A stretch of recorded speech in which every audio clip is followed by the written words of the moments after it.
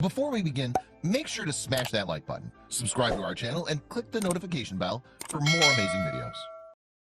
Little girl turns blue and throws up blood. Parents rush to hospital. Every parent is scared of their child getting hurt or, even worse, killed. Unfortunately for a pair of parents in Oklahoma, their toddler died after the 2-year-old was rushed to a hospital. She unexpectedly began to turn blue and threw up blood.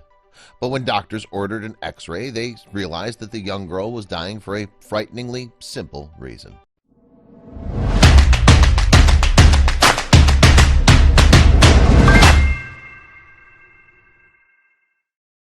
Two-year-old Brianna Florer started to get a low-grade fever.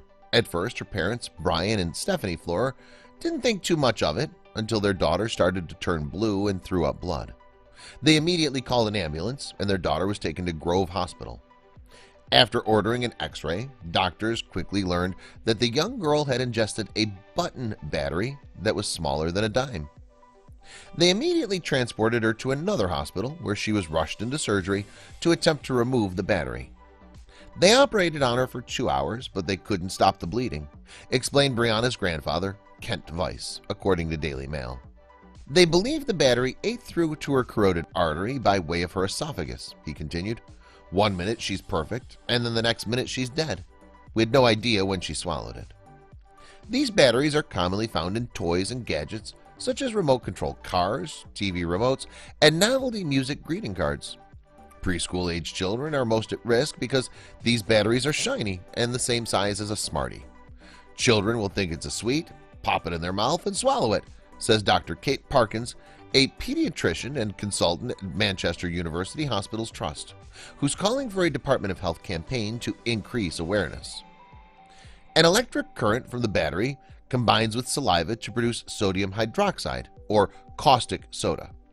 This can burn through the esophagus and surrounding blood vessels, causing potentially fatal damage within a couple of hours. The child can bleed to death, explained Dr. Parkins. Doctors believe that Brianna had ingested the object within days of her death, but they won't know the official cause of the death until the autopsy results come back. Weiss wants his granddaughter's death to act as an eye-opener for parents and bring about change. I want to keep these things out of houses, he admitted. They're dangerous. According to Daily Mail, there were 11,940 cases of children swallowing batteries from 2005 to 2014. Gemma Espejo de Graaf's 20-month-old daughter, Amelia, was hospitalized in May 2014 after swallowing a lithium battery. The little girl was left with an 11-centimeter scar in her esophagus. Horrific internal burns meant she was still at risk of a fatal bleed and would have to endure a series of grueling operations to try to rectify the damage. Although Gemma's daughter, Emily, is now able to eat solid foods, the damage caused by the batteries may affect her for the rest of her life.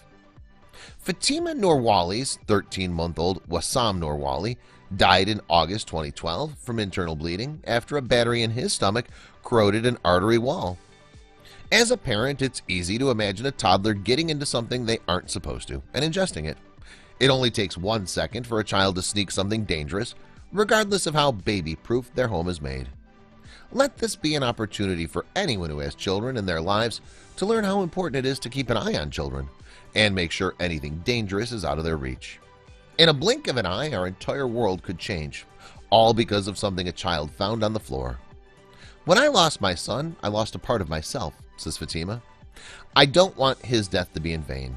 I want all parents to be aware of the dangers batteries can cause.